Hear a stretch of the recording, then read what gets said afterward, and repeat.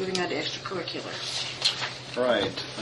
Hiring head football coach. The athletic director and high school principal have finished interviews of candidates for the head football coaching position. It was a pretty extensive search. We opened it up, we did some interviews, we decided to reopen it up and interview some more. One of the people that we were really looking at and that we had interviewed was Mr. Roscoe, who used to be the head football coach at Frenchtown. There was a point where he really wanted to do it, but he was going to check out his assistant staffing. And here was the interesting comment that he gave for not wanting the Florence Carlton job. Well, I heard that Loyola might be looking for a coach. And I know I could do some good recruiting if I go to Loyola. So, that might have been tongue-in-cheek just as a joke, but the fact of the matter is, we could not land him. And so he was one of the ones that we really were hoping to bring into the system. However, where we're at right now, the recent applications and interviews that we've done, we have a gentleman by the name of Terry Mackey. Terry Mackey is a gentleman who played for the Air Force Academy. While he was at the Air Force Academy in the early 80s, the claim to fame for his football teams were that was the 4 years that Air Force beat Notre Dame. And so Terry Mackey, came in, and I thought I would have loved to have been in the room when he said that to Sam Bearlock, who was a die-hard Notre Dame fan. But he also talked a lot about what it is that he would do with the program, what it is that he would do to build a winning program for the school, and his ideas on strength and conditioning. And he really talked a lot about the need for speed, how football is a game of speed, and how the only way you're going to get faster is by running, and how there needs to be a concerted effort of focus on a lot of running and a lot of plyometrics in order to get the kids agile enough to perform the types of offensive and defensive schemes that he would like to see them running, because he honestly believes when it comes right down to it in high school football, speed is going to outweigh strength. If the kid can get to the ball first, it's going to make a huge difference. And there's some truth to that. And I think the thing that really impressed us the most with Terry Mackey was the fact that he was the speaker at the Veterans Day presentation here for the school.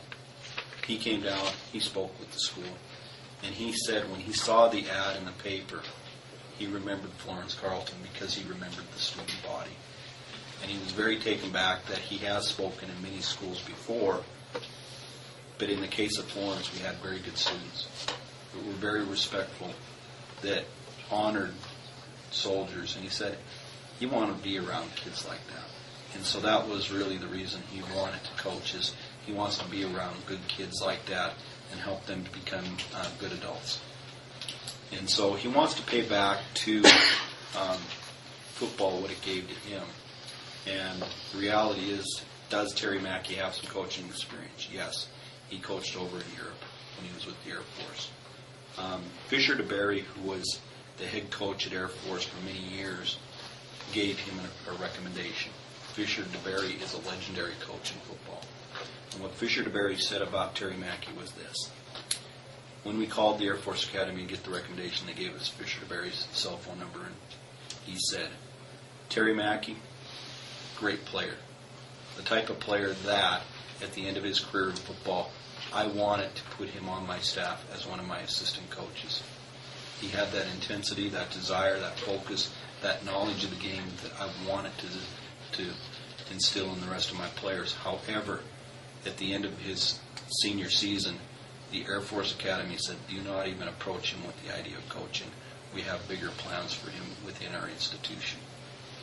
And so he was not even allowed to talk to him as a coach or an assistant coaching position. Fisher DeBerry went on to say, he said, I think you've got a real good one here. And to have that kind of a recommendation from a gentleman of his caliber speaks very highly. At this time, he is the strongest recommendation that we have to bring forward as Florence head football coach. So I leave it to the board. I move that we hire Terry Mackey as our head high school football coach. I'll second that. Discussion? Did you talk to him about assistants and stuff, John? Is he bringing in a new assistant? Or? Yeah, we've talked with him, and he's just going to need to get his assistants lined out. We've also talked with a couple of the applicants that applied. And Mr. Phillips was one of the applicants who was high on our list also.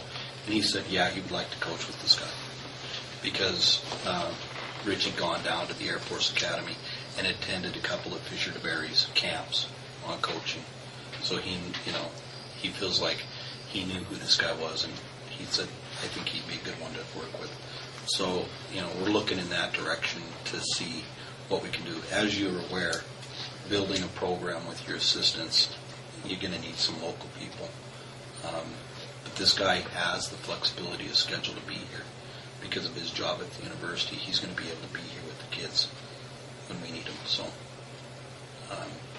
he has said that he's working to get some assistants, some people that he knows in Missoula that are football-minded that will also be with him on the sidelines.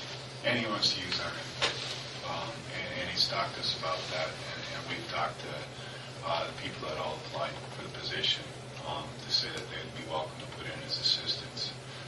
They've all said yes, or they'd like to meet Mr. Mackey first and kind of get an idea of his philosophy before they would make that decision. But they're all interested in it. And Weston Jones, who was one of our assistant coaches last year, would also put into the head coaching position, understood the decision to make this recommendation. And he said, I'd like to meet with him before I would commit to being an assistant coach for him, because he needs to talk to the guy. He needs to find out what is his leadership skills going to be like, and what is the program he's going to run, and does that fit with the experiences that he has had as an assistant coach in the past.